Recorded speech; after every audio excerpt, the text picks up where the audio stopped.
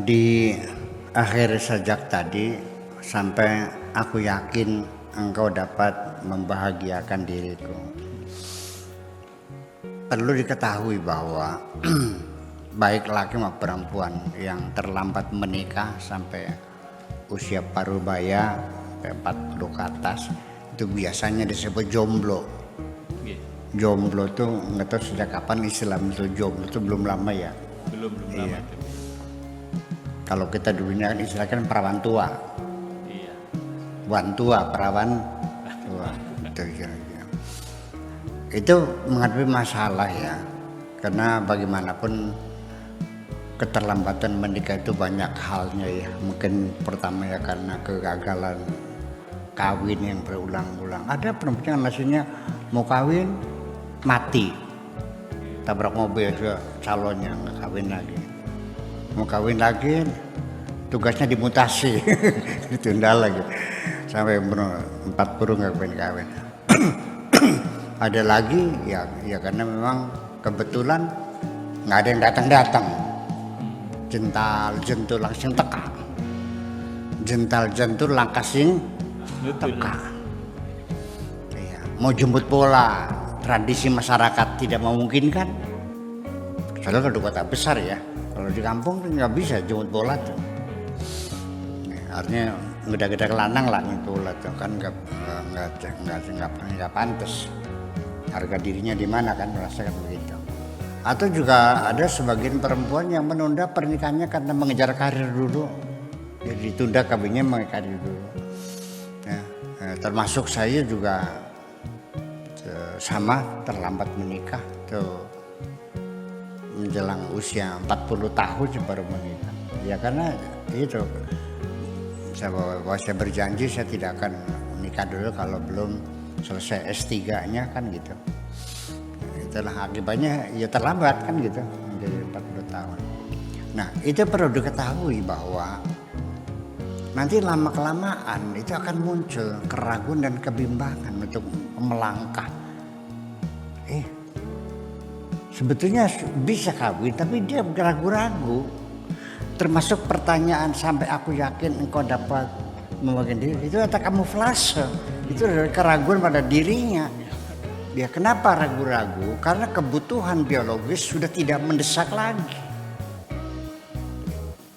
Karena pabrik metabolisme kita ini sendiri menghasilkan sperma kan semakin hari kan semakin berkurang. Kalau usia kita 25 tahun ya sehari 2 kali.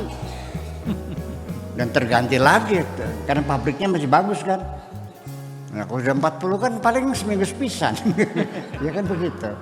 Nah kalau sampai 40-50 nggak kawin-kawin ya sudah mungkin sudah tidak membutuhkan lagi sudah tenang ya kayak pelanga plongo.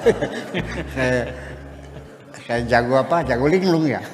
Jadi jomblo yang nggak kawin kan namanya jago linglung kan pelanga plongo gitu. Nah keraguan ini muncul datang orang yang lamar lagi ya nggak tahu lah cara berpikirnya bagaimana tapi nyatanya itu selalu melihat ada kekurangannya ditolak lagi padahal dari kebimbangan dirinya itu iya mong cetak bocah ireng mana bung pendek ada lagi mong melarat ya nggak selesai makanya saya katakan seringkali saya melihat orangnya pintar, S3, ya cantik, ya kaya. Nggak mungkin nggak bisa, nggak ada laki-laki yang mau. Ya itu persoalannya. Jadi dikamuflasekan dengan persyaratan-persyaratan yang menyulitkan. Jadi mau kawin dengan laki-laki yang ganteng, yang kaya, yang sayang, yang beragama. Ya kan gitu. Loh yang nggak ada, laki yang semacam itu yang nggak ada. Anak ganteng tapi melarat, ada pinter tapi belesak, ya kan begitu. Selalu gitu. Jadi akhirnya gimana? Nah, kalau Anda semakin sana makin bimbang ya, coba dikonsultasikan kepada dokter yang mengetahui hal macam itu, apakah psikiater, apakah psikolog, barangkali hal itu. Begini persoalannya, ini hal-hal psikologi masalah seks ini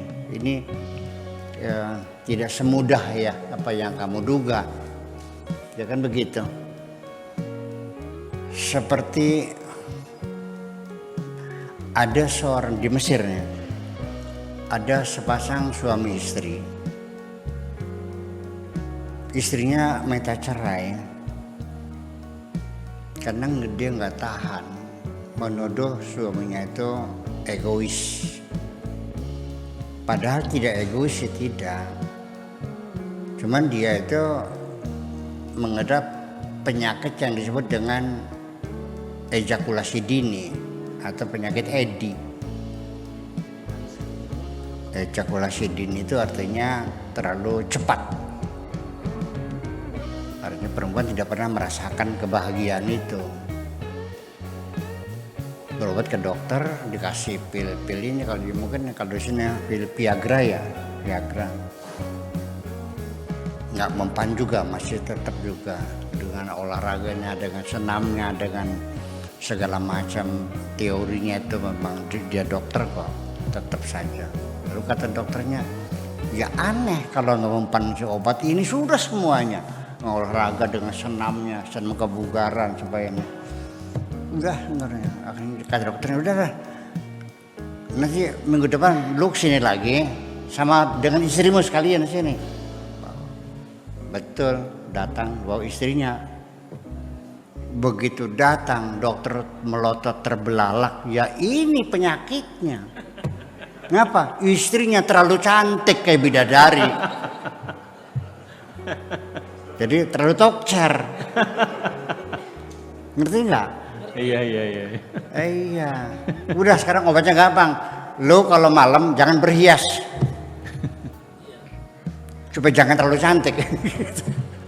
Terlalu cantik nggak tahan karena juga nafsu birahinya tidak terkendali. Iya. Nafsu birahinya tidak terkendali itu menyebabkan ejakulasi dini. Salah satunya. Iya, sebab ejakulasi dini itu banyak sebabnya ya. Karena kita dalam keadaan ngantuk, juga kita memaksakan diri, sama terjadi ejakulasi dini. Atau kita pulang kerja dalam keadaan letih, juga sama terjadi ejakulasi dini. Atau juga kita dalam keadaan marah, juga terjadi ejakulasi dini.